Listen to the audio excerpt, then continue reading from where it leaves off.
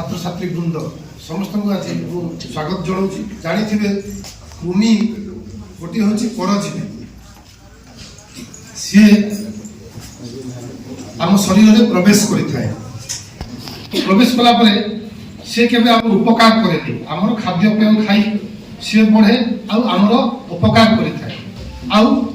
ज्वर सामान्य ज्वर हो पारे देहरे आप स्किन रे फली जाई पारे लाल लाल चकड़ा चकड़ा दाग हो पारे कुंडई हो पारे तापरे आपनर खाद्य अभाव मुंडर बाल झड़ी जाई पारे ता छडा दुर्बल हो जावा पेट पथेइबो ताले हम पाठ पढ़ा पढ़ी परिबा आमर स्कूल को आसना को इच्छा हेबो नहीं पाठ पढ़ा को इच्छा हेबो नहीं पाठ पढ़ले मने रहइबो नहीं आ स्कूल कथा चिंता कले गोटे खराब लागिबो यदि कृमि थिबो ताले आमे ए सब पाई पारिबा नहीं तेणु करी आमे कृमि औषध खाइबा पड़ो भल ज्ञान आहरण करने गोटे भल शरीर दरकार शरीर सुस्थ आम न रहा जिते परिश्रम कले जिते पाठ पढ़ले तार आउटपुट किसी आसबना आम मैंने तुम किए किए दशम श्रेणी परीक्षा एवं आउ किसी दिन पर अच्छे एपीआर पिला मैंने आम समस्त दशम श्रेणी छात्र छात्री समस्त इच्छा था आम परीक्षा समस्त भल करवा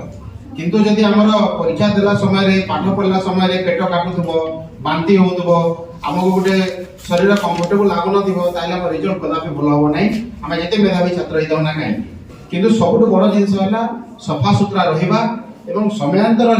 सरकार जो विभिन्न जो कार्यक्रम गुड़ा कर टीकाकरण आरंभ कर एनडीडी जो कृमिनाशक बटिका देवा पर्यंत एगुड़ाक रिसर्च बेस्ड एगुड़ाक बहुत गुड़ाए तथ्य संबलित विभिन्न माने तथ्य को आधार करिकी एवं विभिन्न प्रकार लक्षण को आधार करिकी ए सब जिंस गुड़ा प्रेस्क्राइब कराई एवं ए गुड़ा इंस्टीट्यूशनली कहीं एडमिनिस्टर कराउची एटा मध्ये बोले जानिबा दरकार अछि माने बोले जानि जल्दी जे माने आज एडमिनिस्टर कायबार अछि बोली तो पेरेंटल कंसेंट एतरे किछि आवश्यक मध्ये न मु भाबुची एतरे कोन से दिस इज मैंडेटरी बिकॉज़ ए जो किशोर किशोरी बयस तमे जो बयस पाद दउछो एई बयस रे जदि हम शरीर को हम ठीक रखिबा नाही ताहले हम भविष्य में जदि प्राप्त वयस्क हवा एडल्ट हवा से समय रे हम विभिन्न गुड़ाए जो शरीर ऑर्गन गुड़ा ठीक हिसाब से कार्यक्रम हो पारे ना खाली थरे खाइले मध्ये हम ना समयांतर रे तक मेंटेन करले पड़े सेति पई खाली पादरे बाथरूम जीवा नहीं खाली पादरे कोटी महिला शौच बाबू जीवा नहीं हाथ कौन सी जगह जदि किछि काम करके আছে हाथ को भलो করে धोइबा तापरे खाइबा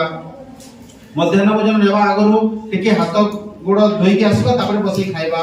এই সব সাবধানী গুড়া আমি টিকে টিকে নেওয়া দরকার আছে কেবল খালি ঔষধ খাই দেলে যে আমার শরীর ক্রমিক নষ্ট হইব এমতি কিছু নাই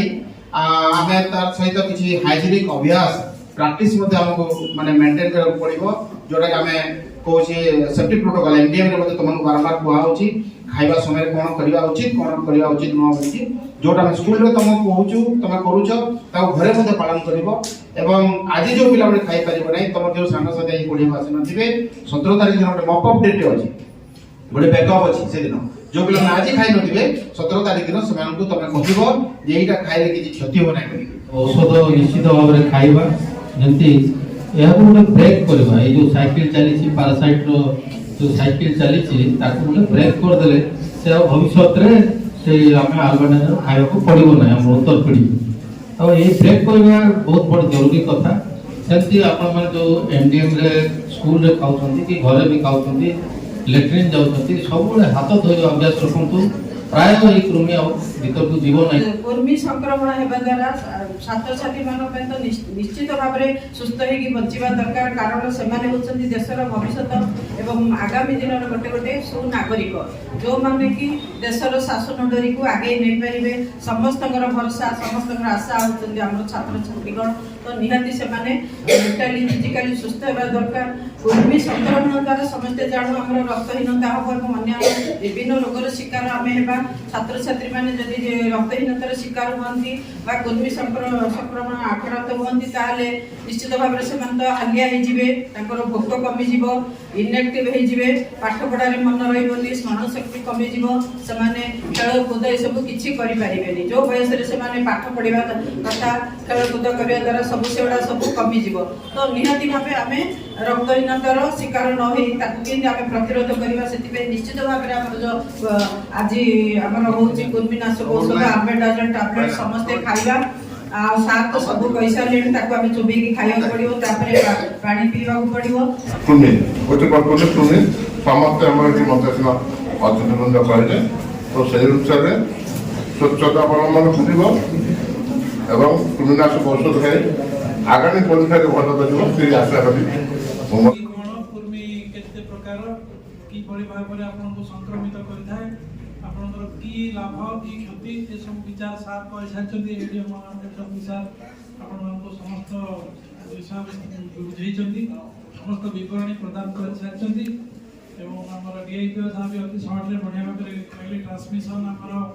ରୋକିବାଟା ନିହାତି ଦରକାର, କେମିତି ପ୍ରିଭେଣ୍ଟ କରିବା। ଏବେ ଆମେ ଖାଲି ଦୁଇଟା ଜିନିଷ ପାଳନ କରିବା, ହାତ ଧୋଇବା ପ୍ରାକ୍ଟିସଟା ସମସ୍ତେ କଣ୍ଟିନ୍ୟୁ କରିବା।